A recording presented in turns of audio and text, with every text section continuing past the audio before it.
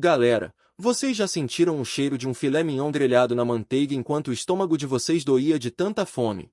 E a única coisa que vocês tinham comido nas últimas 24 horas era um resto de pão que um cliente deixou no prato? Eu já. E não foi uma vez só. Foi a minha rotina por 3 anos. A gente costuma dizer que o garçom é invisível, né? Mas a minha invisibilidade era diferente.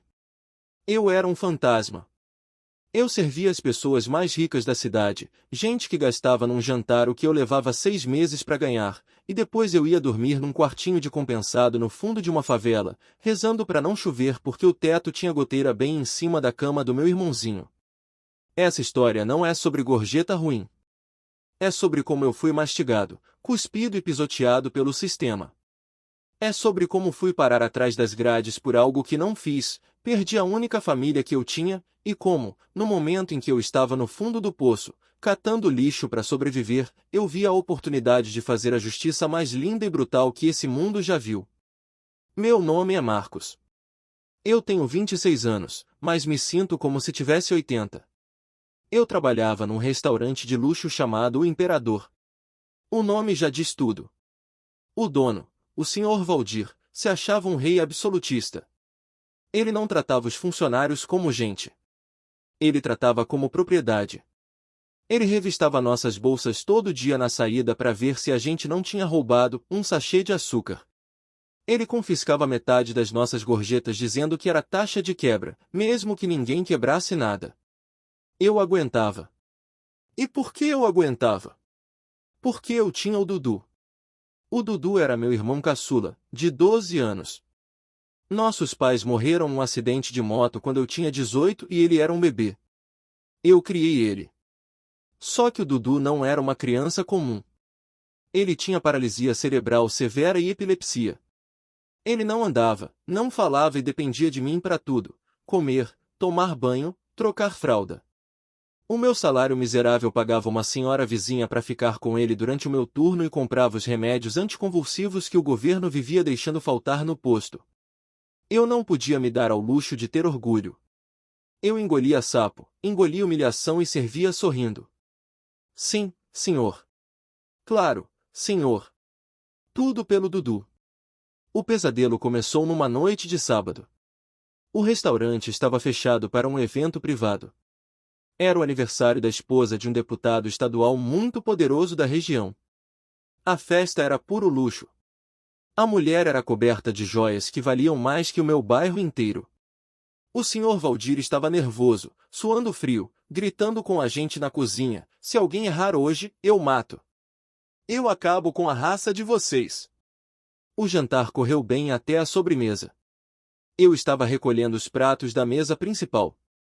A esposa do deputado tinha tirado um anel de diamante amarelo, enorme, exclusivo, e colocado na mesa para passar creme nas mãos.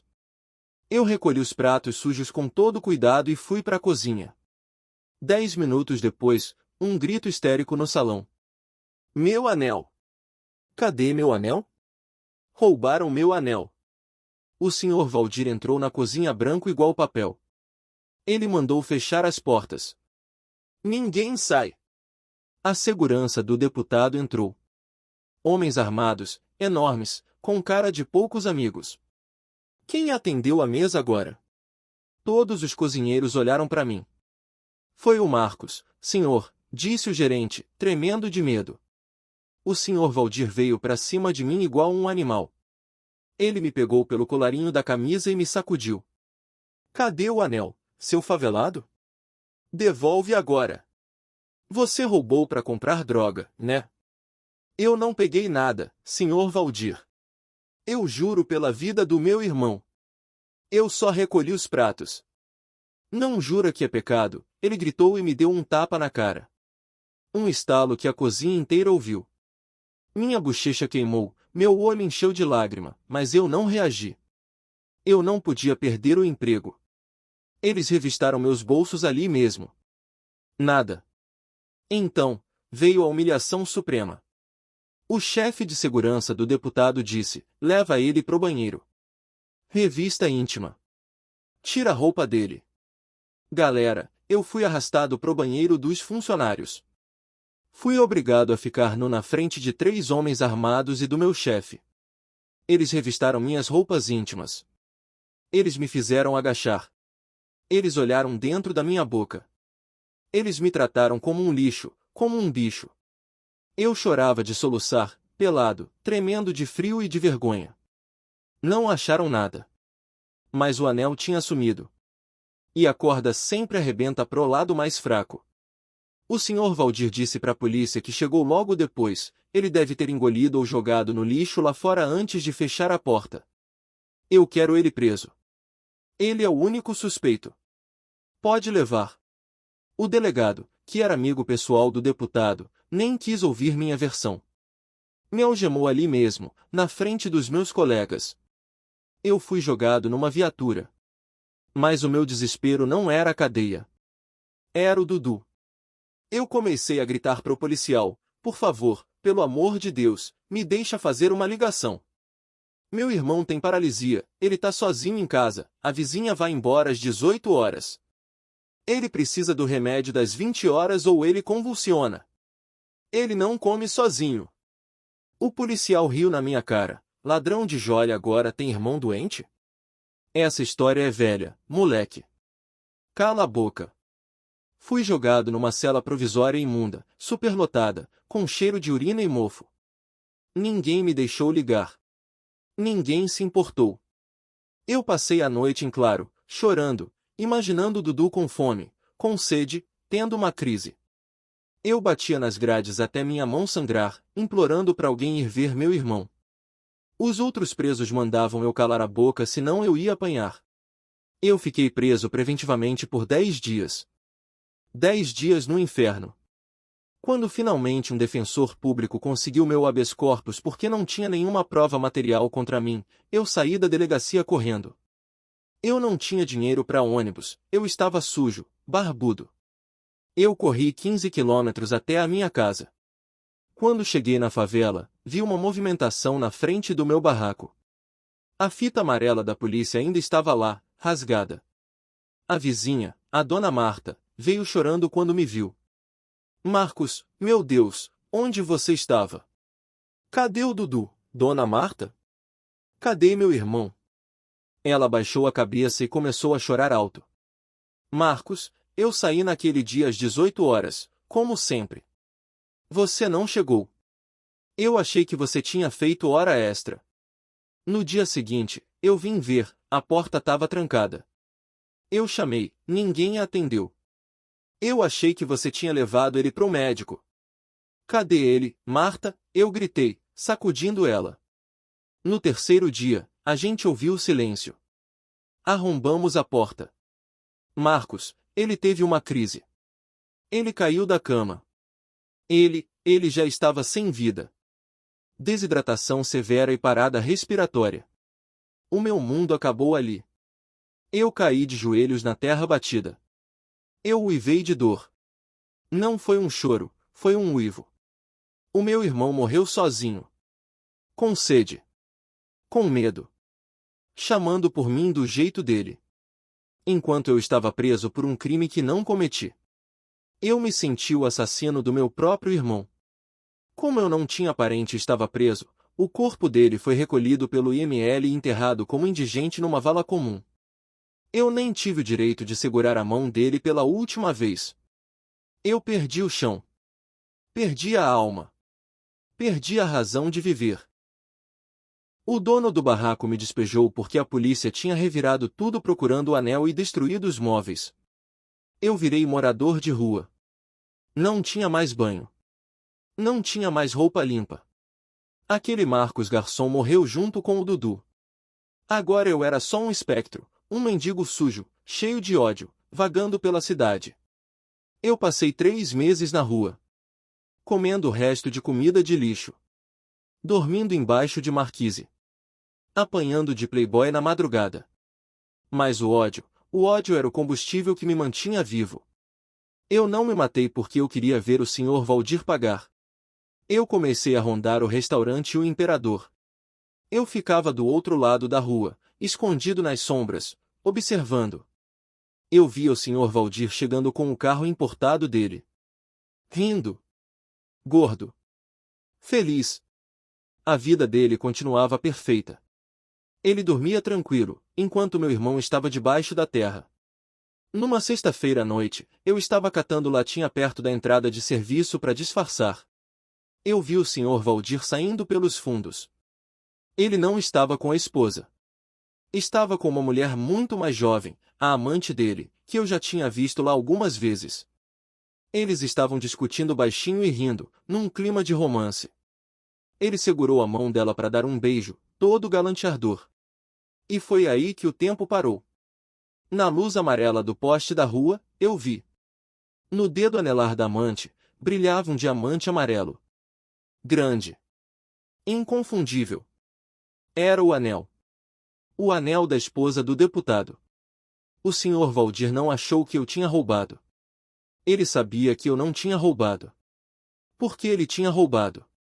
Ele viu o anel na mesa, a ganância falou mais alto, ele pegou quando ninguém viu, enfiou no bolso e me culpou para criar uma distração e sair limpo.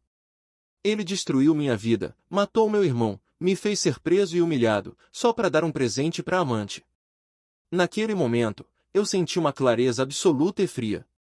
Eu precisava provar. Mas quem acreditaria num mendigo? A polícia riria da minha cara de novo. Eu precisava de alguém com poder. Lembrei de um cliente antigo. O Dr. Arnaldo. Ele era um juiz aposentado, muito respeitado, conhecido por ser linha dura, que ia no restaurante toda terça-feira comer o mesmo prato. Ele era o único cliente que me dava bom dia, olhando no meu olho e perguntava como eu estava. Uma vez, ele esqueceu a carteira e eu paguei o café dele do meu bolso para ele não passar vergonha, e ele ficou muito grato. Eu sabia que era terça-feira.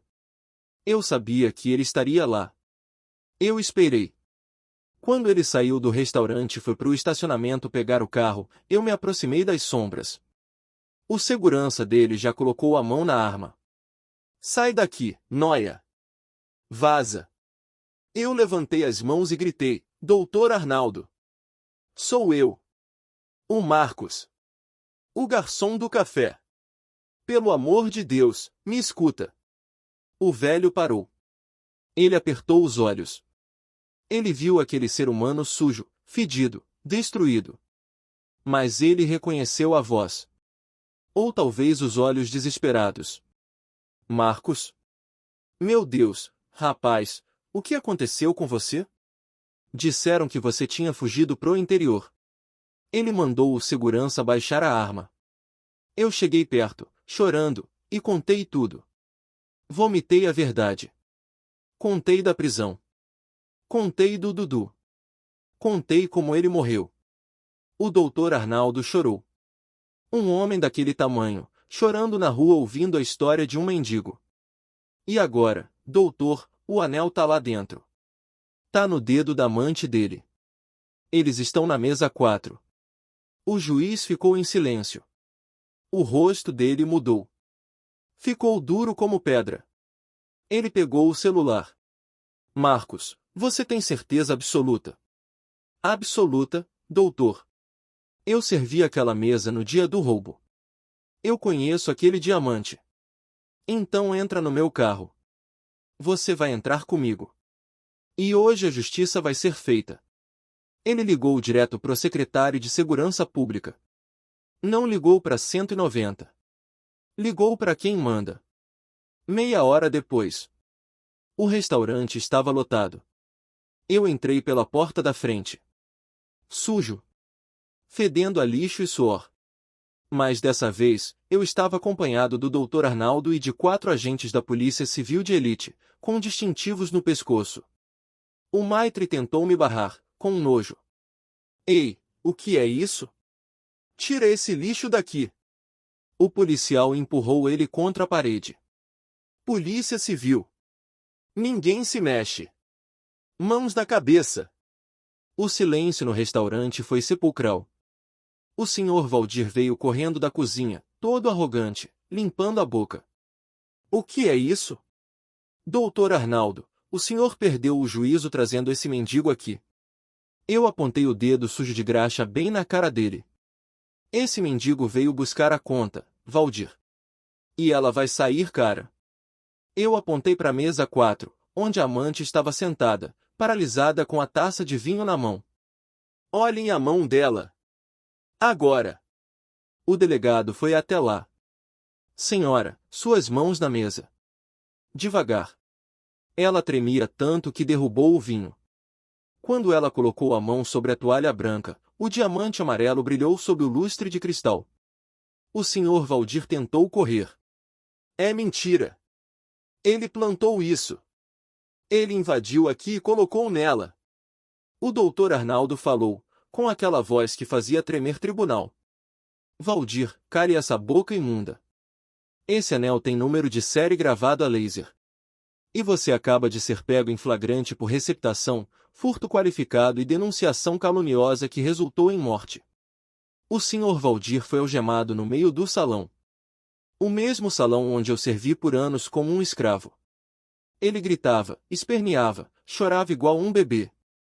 Quando ele passou por mim, algemado, sendo arrastado pelos agentes, eu cheguei bem perto do ouvido dele e sussurrei. O Dudu mandou um abraço. Ele foi levado. A amante, apavorada, entregou tudo na delegacia em troca de liberdade. Disse que ele deu o anel dizendo que tinha comprado num leilão secreto. A notícia explodiu na cidade. O restaurante fechou as portas uma semana depois. A reputação do lugar virou pó. Ninguém mais pisou lá. Mas e eu? O doutor Arnaldo foi um anjo.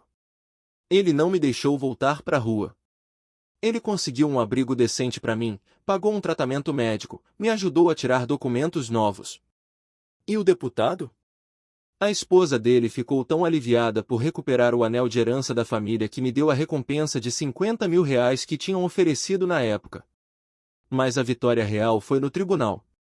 Com a ajuda do Dr. Arnaldo, eu processei o Estado pela prisão ilegal e negligência. E processei o Sr. Valdir, que tinha muitos bens, apesar de estar preso, por danos morais e materiais gravíssimos. A morte do meu irmão pesou muito. A indenização foi milionária. Com o dinheiro, eu comprei uma casa grande. Eu não voltei a ser garçom. Nunca mais. Eu usei o dinheiro para abrir a Fundação Eduardo. É uma clínica de reabilitação e cuidados para crianças com deficiência de famílias carentes. A gente oferece fisioterapia, fonoaudiologia, remédios e alimentação gratuita. Tudo que o Dudu não teve. Tudo que faltou para ele. Eu passo meus dias lá. Eu cuido dessas crianças como se fossem meus irmãos. Às vezes, quando eu vejo um menino sorrindo na cadeira de rodas depois de uma sessão de fisio, eu sinto que é o Dudu sorrindo para mim. O Sr. Valdir? Tá preso. A pena foi alta. E na cadeia, ladrão que rouba e culpa trabalhador não tem vida fácil. Perdeu tudo.